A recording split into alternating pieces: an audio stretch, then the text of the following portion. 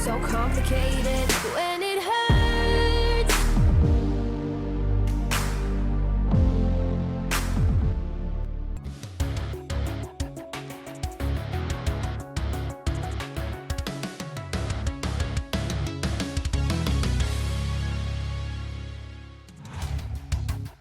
Yo, what's up guys? Dan bertemu lagi bersama gue Diotis di race terakhir kita di kelas Moto2 tepatnya di round ke-22. Oke, sekarang Asep udah menjadi juara dunia Moto2 musim ini. Dan sekarang kita udah menggunakan helm juga yang spesial warna gold atau warna perak.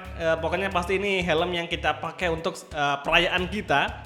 Dengan si Asep yang udah meraih gelar detail juara dunia di kelas Moto2 musim ini. Oke, sembari kita bakal ngebahas nih beberapa hal yang sudah gue dapetin selama main semusim di kelas Moto2 ini, mulai dari soal AI dan juga fitur karirnya. Good morning and welcome back to the track for the second Moto2 class qualifying session. Oke guys, yang pertama tibalah kita di sesi kualifikasi. Kita lalu dari sesi Q1 dengan meraih tempat kedua. Jadi bisa mungkin kalian perhatikannya. Dan selama beberapa race belakangan ini, tiap kualifikasi ke satu kita jarang loh bisa mengunci tempat pertama. Seringnya tuh di tempat kedua atau mungkin tempat ketiga, bahkan tempat keempat cuy. Itu yang gue rasakan dan mungkin kalian pahami juga di beberapa race karir kita belakangan ini. Itu karena ada update dari Milestone dan jujur Milestone akhir-akhir ini rajin banget ngeberikan update untuk perbaikan game MotoGP 24. Gue suka sih karena emang udah ganti lead design dari MotoGP. Jadi kayak kepalanya nih yang megang divisi MotoGP game itu udah berubah, udah nggak kayak dulu lagi. Makanya bisa dibilang MotoGP 24 itu sempurna banget soal gameplay dan juga fitur-fiturnya. Yang pertama sih jelas ya untuk AI-nya, karena ada fitur adaptif AI, kita bisa balapan itu ngelawan AI yang performanya sekiranya ya 11-12 sama kita. Terbuktikan kita di beberapa balapan ini selalu finishnya itu jarang banget, bahkan cuma sekali doang kita finish dengan gap yang sangat jauh. Kalau nggak salah di seri Catalunya atau Mugello atau mungkin di Lemah, pokoknya di antara ketiga track itu kita finish di jarak waktu finishnya dengan posisi kedua itu kayak sekitar 3 lebih, itu kayak jauh sekali. Nah, dan semua race selain itu kayak gamenya kita tipis banget, kadang kita kalah, kadang finish di podium doang. Pokoknya bener-bener itu untuk adaptif AI di MotoGP 24 itu bagus banget ya, meskipun di awal-awal karir kita sampai di pertengahan musim hingga seri ke-17 atau mungkin ke-16 itu AI-nya masih ada beberapa bug, seperti kayak kadang suka kenceng di kualifikasi, kadang di race-nya lambat, terus juga sebaliknya. Tapi sekarang ini udah diperbaikin dan jujur gue kayak puas banget sama performa Milestone tahun ini, karena bener-bener ngebikin game MotoGP itu bener-bener enjoy dan have fun banget buat dimainin. Karena ya tujuannya orang main game pasti cari kesenangan, cari have fun kan. Nggak selalunya soal harus kompetitif ya. Mungkin beberapa orang ada yang kompetitif kayak buat para player e-sport, tapi kebanyakan gue yakin pasti pada pengen cari hiburan saja. Sekedar ya rehat, habis sekolah, habis kerja, pokoknya bener-bener dibikin have fun banget. Nah sekarang ini kita bisa ngedapetin di MotoGP 24. Oke, last corner kita di lap pertama ini untuk time attack agak sedikit banyak mistake, jadi gue rasa agak sedikit, pokoknya banyak mistake, tapi kita akan coba lagi di putaran kedua karena gue yakin kita masih belum bisa nembus di barisan depan tuh kan, masih di posisi ke-15 saja. Jadi untuk adaptif AI di MotoGP 24 khususnya di kelas Moto2 ini udah diperbaikin dan udah bagus banget, tinggal nanti di kelas MotoGP kira-kira seperti apa. Ini kan yang kita mainin baru di kelas Moto2 saja dan cenderung lebih stabil. Apalagi di lurusan, kalau di lurus itu biasa di MotoGP 23 tuh AI-nya tuh bisa ngelambat. Kayak nggak bisa kenceng cuy, kayak tiba-tiba ngerem bener, dan di sini itu udah diperbaikin, udah bagus banget pokoknya. Jadi sekarang kita bakal coba untuk mengakhiri musim ini dengan berselebrasi di podium. Entah itu menang atau mungkin podium, pokoknya kita harus finish di zona podium supaya lebih keren cuy untuk mengakhiri musim kita di kelas Moto2. Oke, sektor 2 dan 0,3 gap dengan Fermin Alligator. Kita udah mencoba nge-push tapi ternyata hasilnya belum bisa. Ini karena emang fitur adaptif AI udah bisa ngebaca dengan sempurna seberapa kencang kita performanya. Tapi ya ini dengan catatan kita menggunakan fitur adaptif AI, bukan AI yang kita atur manual.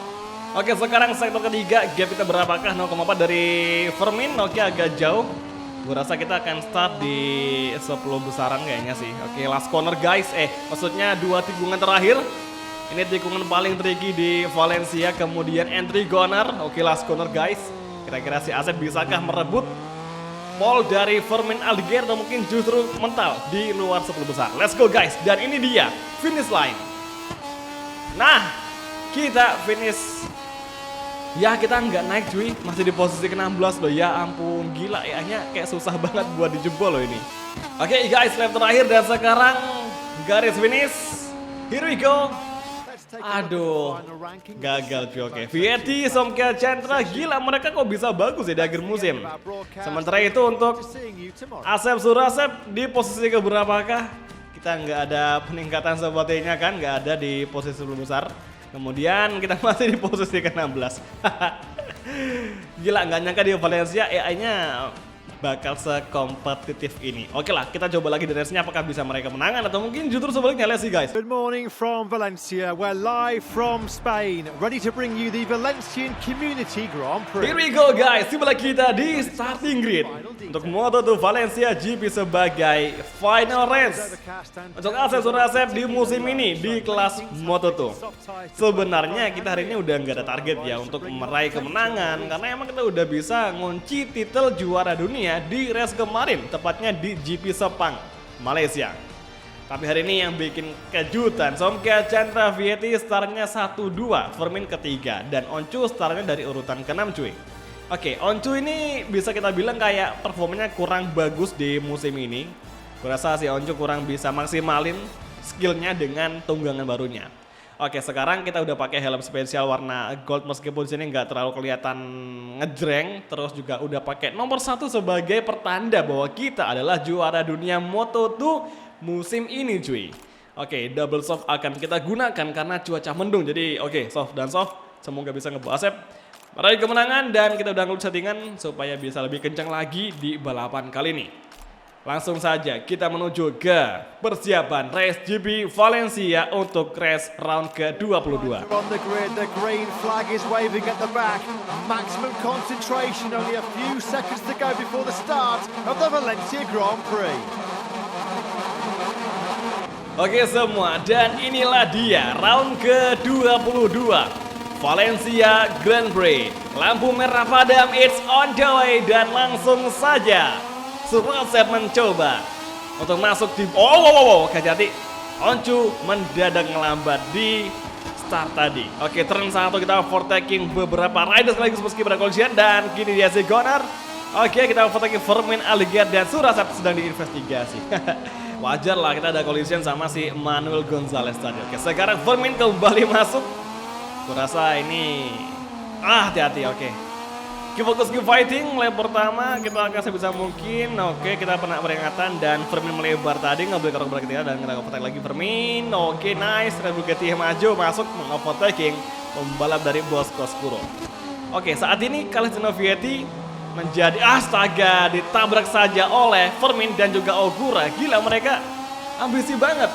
Mentang-mentang seri penutupan mereka kayak maksa nih untuk hasil maksimal. Hari ini cuaca mendung tapi gue nggak tahu pasti ini ada potensi untuk hujan atau nanti bakal berubah kering. Dan sekarang yellow flag berkibar. Siapakah yang terjatuh kawan-kawan? Let's see. Oke, turn ke-11 Albert Arenas crash dan dia keluar. Dia out of the race. Lap pertama akan segera usai dan kini Vietti, Somkia, Chandra, Alonso Lopez di 3 besar. Sementara itu Joe Robert dan juga Jack Dixon di depan kita. Oke, Firmin nampak menyerang namun kita defend langsung, kita buat dia melebar. Luar biasa defend dari Surasep mampu membuat Firmin mengalah begitu saja. Firmin kena track limit gara-gara kita cuy. Jahat banget. Oke guys, lap kedua entry corner. Oke, sepertinya di depan ada beberapa riders yang melebar keluar exit turn 1, mereka kayak ngelewatin area limit cuy. Oke, turn kedua hati-hati. Nah, saat ini Joe Robert menggeser Alonso Lopez untuk posisi ketiga.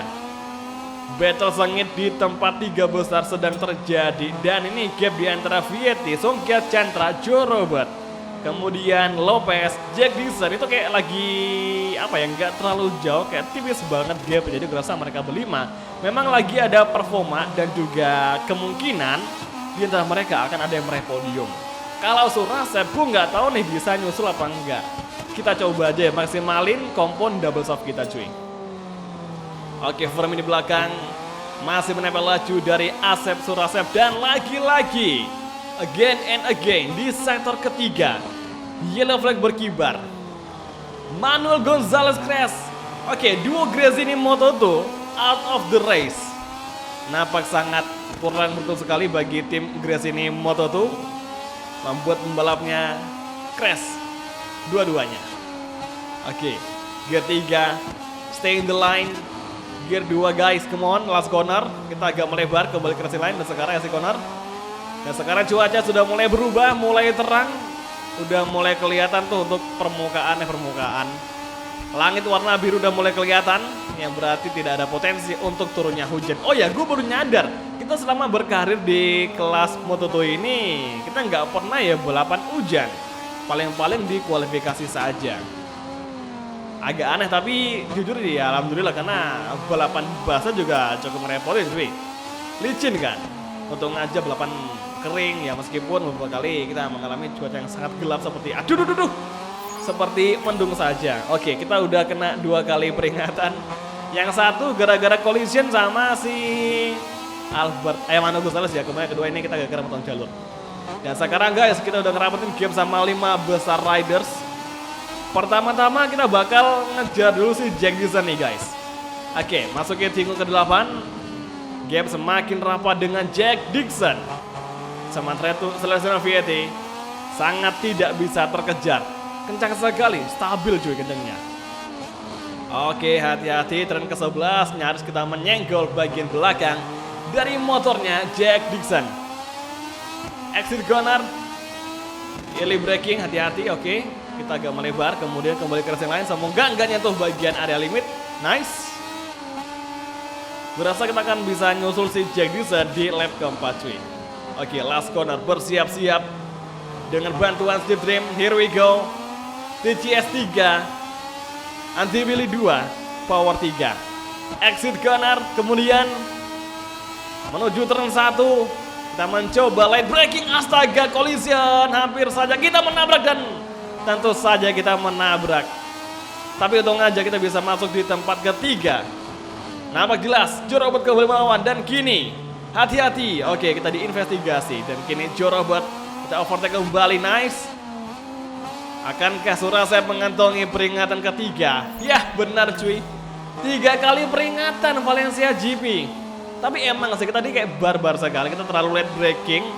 Memang benar kita nggak mengkolisian si Jack Dixon, tapi kita menabrak si Alonso Lopez dan juga Joe Robert. Wajar saja Tim Stewart atau Dorna ngasih hukuman ke Asep Surasep cuy. Dan kita mengantongi 3 kali peringatan cuy.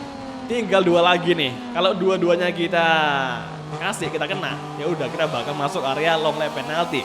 Syukur-syukur kalau kita nggak double LLP. Lah kalau double pasti bakal gagal finish di zona podium.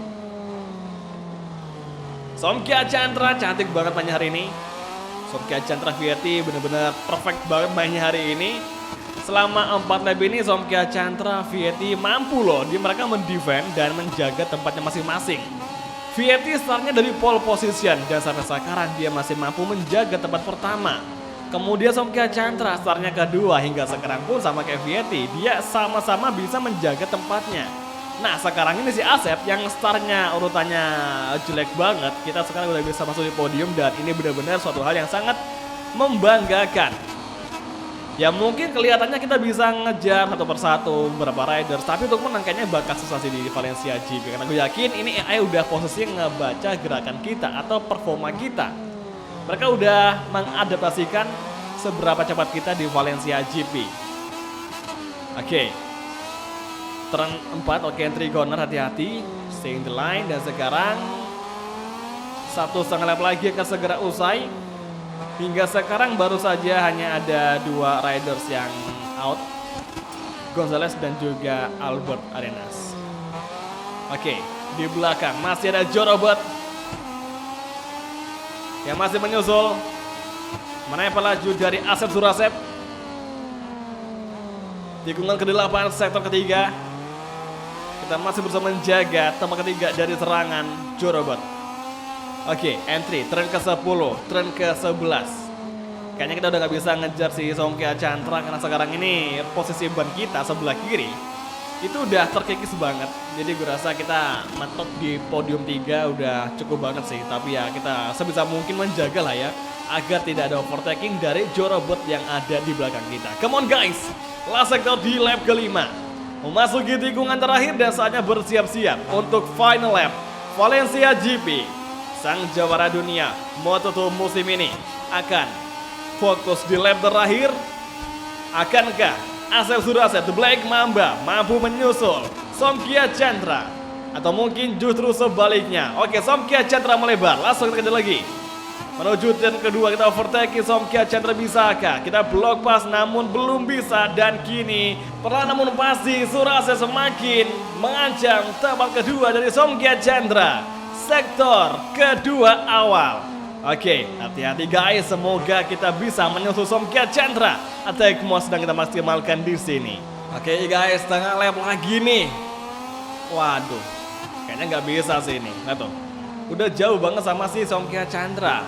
Apalagi si Vietti. Oke lah, karena kita udah nyadar, udah ngerasa nggak bisa nyentuh tempat kedua, kita harus bisa mendefense serangan dari Jorobot yang masih dibilang cukup rapat dengan si Asep saat ini. Come on guys, exit corner. Oke, Jorobot cukup nongol tadi dan sekarang tikungan ke-10, tikungan ke-11 dan hari ini lumayan banyak banget para pembalap yang dikasih peringatan. Kayak MotoGP Sport bener-bener bekerja keras banget cuy. Oke guys, come on last sector. Oke, turn ke-13, come on, come on. Satu tikungan lagi guys. Makin rapat sama Somkia Chantra, apakah bisa? Alalalalalalala, bablas, cur. Oke, come on, next corner dan sekarang menuju finish line. Oke, Jorobot nyusul, hati-hati, podium loh ini. Oke, hati-hati, dan kini finally, The Black Mamba menempati urutan ketiga di Valencia GP. Yes, akhirnya. Akhirnya kita udah bisa menyelesaikan 22 race di musim ini. Dari seri Qatar ke Valencia. Segala drama, segala kemenangan, segala podium kekalahan, perjuangan kita sudah lewati. Benar-benar seru sekali musim ini. Terlebih lagi adanya Riders Market itu bikin kita kayak fresh banget sama perubahan pembalapnya. Sekarang Vietti yang kemarin yang aslinya dia di Red Bull KTM aja, dia sekarang sama timnya VR46 Master Camp, dia bisa meraih posisi pertama loh. Gokil nggak tuh? Jadi kayak benar-benar puas banget sih sama karir musim ini. Meskipun ini belum di kelas MotoGP guys, gue penasaran sama kelas MotoGP. Kira-kira itu si Tony Arbolino yang kemarin sempat saingan kan di barisan atas di klasemen.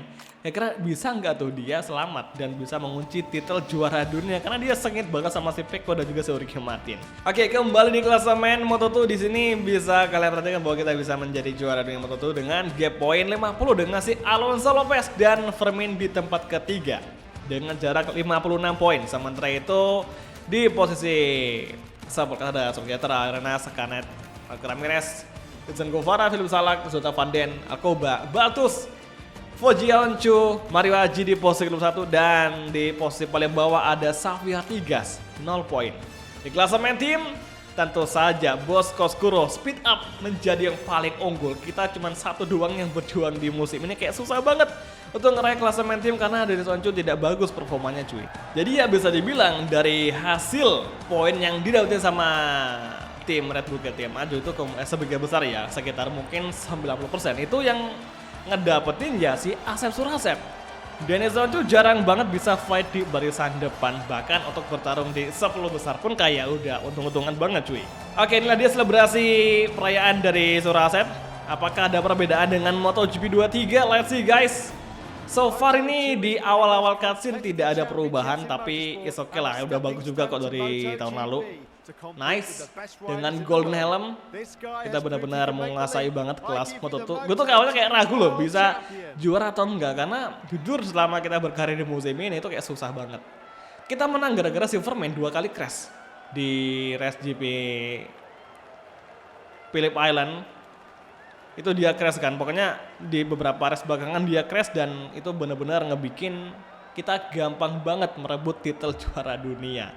Mungkin kalau Vermin tidak crash sama sekali, mungkin kita akan ya mungkin bisa jadi juara tapi gapnya tipis atau mungkin kita mentok di urutan kedua. Lo, Asep udah masuk di zona selebrasi ruangan gelap yang pasti akan menampilkan sebuah piala. Gokil sih. Gokil cuy, come on Asep. Kalau dari kasino ini sama kayak yang versi MotoGP 23, tapi it's okay, ini udah bagus banget bikin kita kayak deg-degan. Oke, come on guys, merinding loh ini. Finally. Satu piala kita dapatkan, piala kebanggaan. Nice. Asep. Mukanya kok nggak bahagia, lempeng banget cuy.